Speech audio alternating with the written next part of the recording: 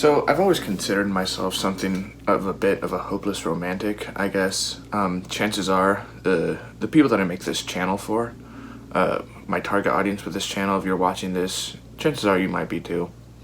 Um, and I've just watched 500 Days of Summer. I just kind of want to give my take on it. So, I mean, when I say I'm a hopeless romantic, I don't mean it in the same way that one might ascribe it to Tom, to someone of Tom's mean. Um, but I don't think it's fair to say that Tom is a hopeless romantic in a way, though I guess that's, what he's commonly described as. I'm not sure what I would call it. I can't exactly offer an alternative, but I think Tom was just kind of chasing after lust, or rather, he's a hopeless, needy person. He's someone that ascribes being alone with being lonely. So of course I'll get into a little bit into this after, but basically I wouldn't call Tom a hopeless romantic, right? Because, well, how I would define a hopeless romantic differs in the way that you would describe Tom, I guess. I would define a hopeless romantic as not someone that necessarily falls in love easy, as it seems that Tom does, but someone that falls in love hard, right? So, for me, at least how I am, right? I'll say how I am, and that's kind of how I would describe a hopeless romantic, right?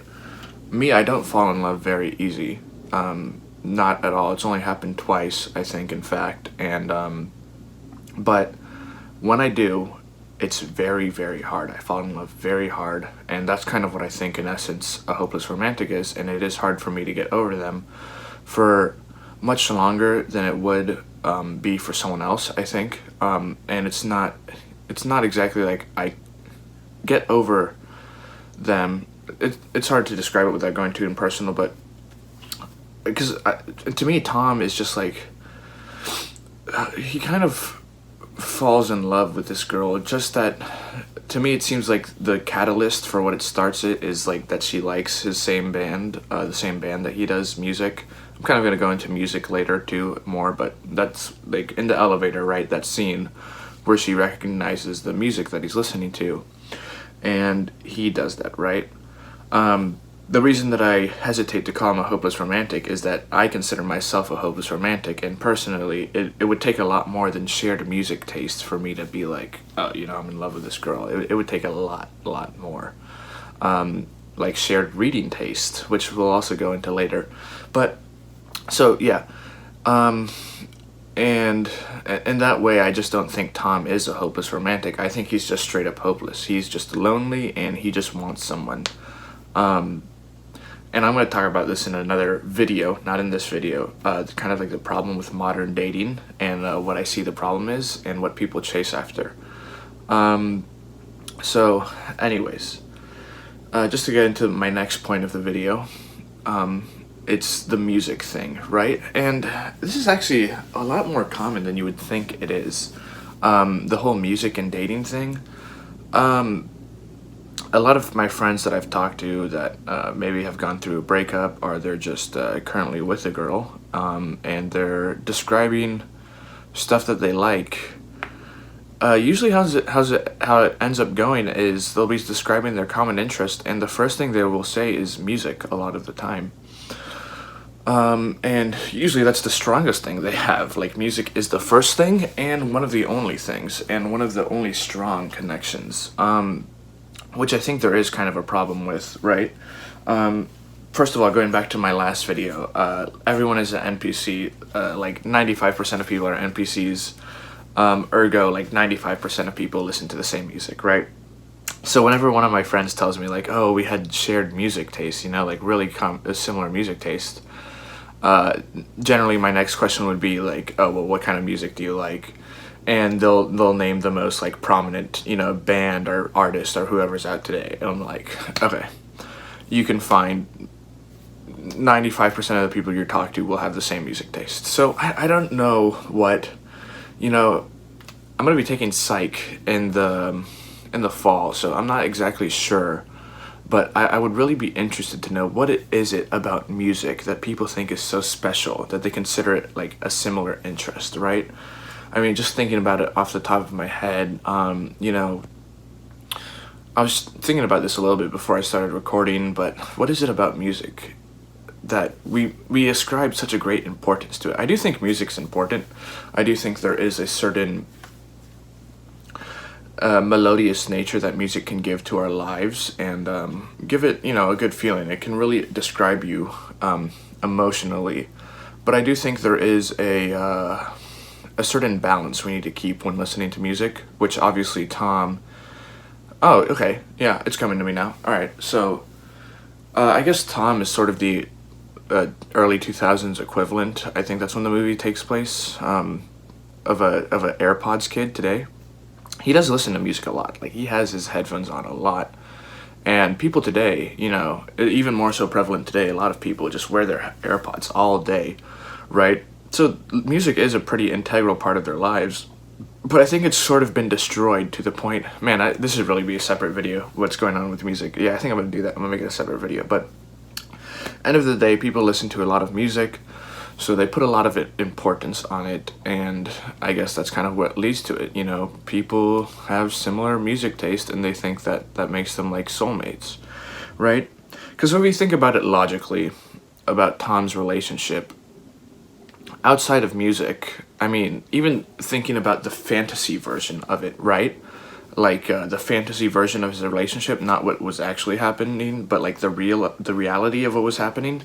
If you take out music, like them going to the vinyl store, what else was there that made them like, that you would see and be like, oh, this is a perfect couple?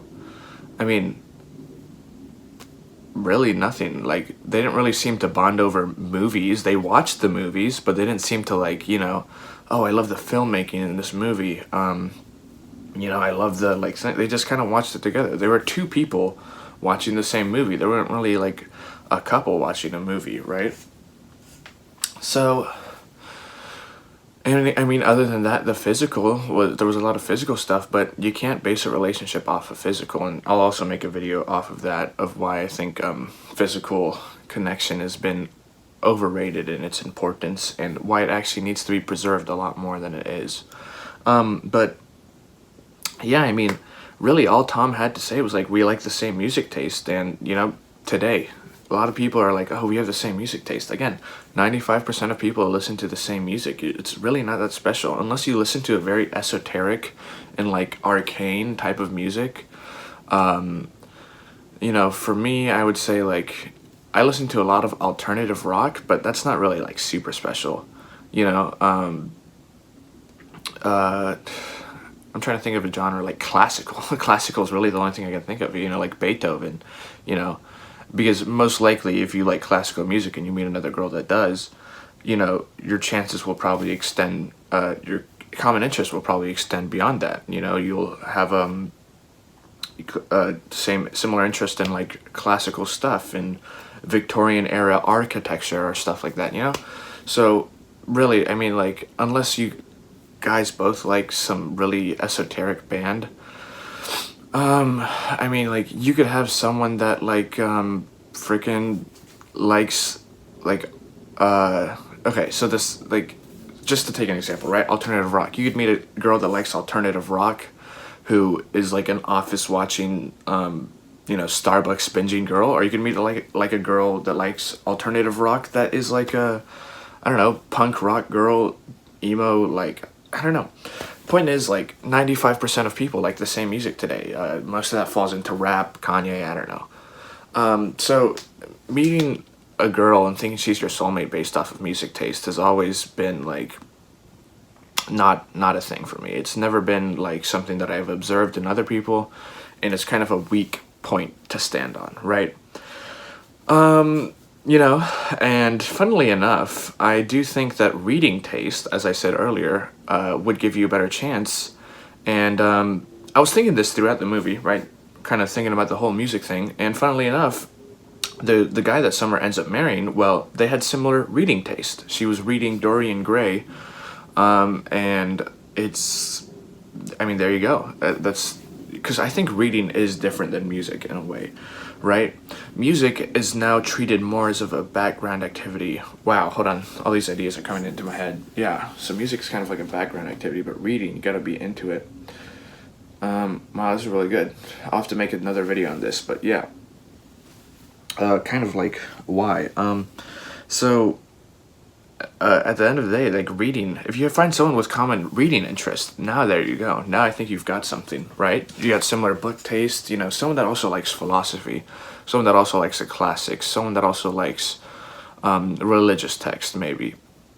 When you got that, that is a much stronger leg to stand on the for the basis of reading, right? So I feel like that's also a problem, or more of a solution.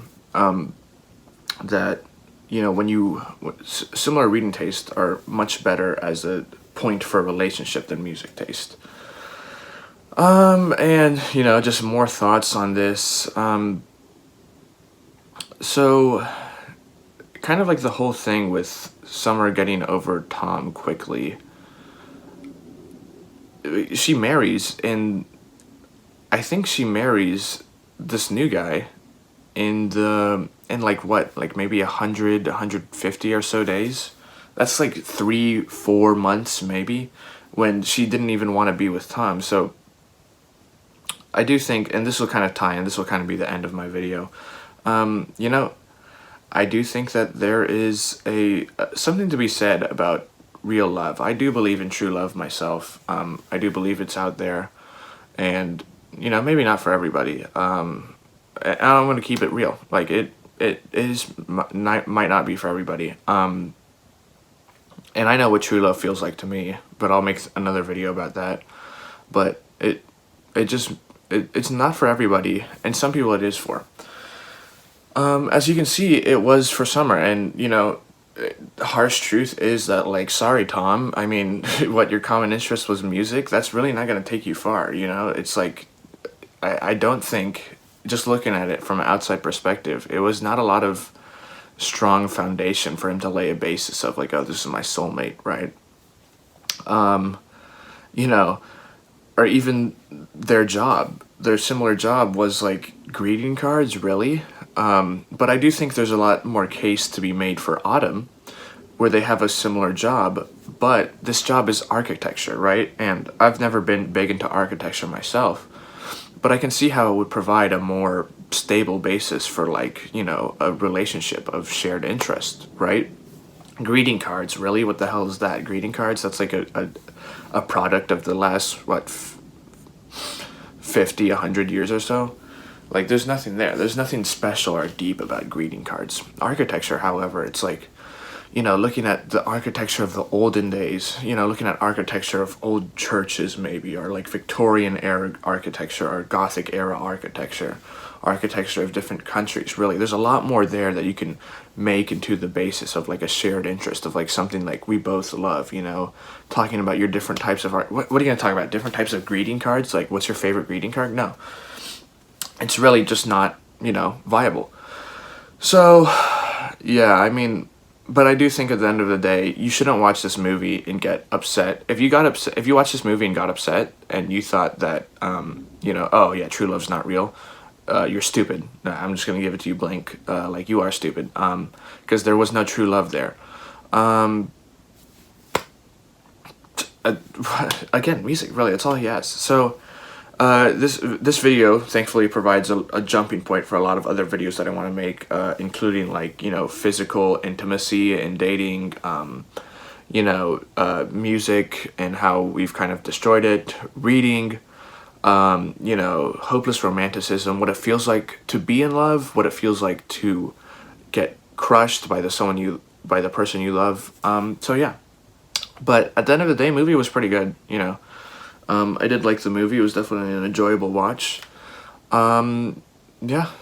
And, oh, you know what? There's another thing that, like, real quick, I've been talking to people like this, and I'll make a more in-depth video on this, but I really do think it's important that you meet someone you love early on in life so you can go through experiences.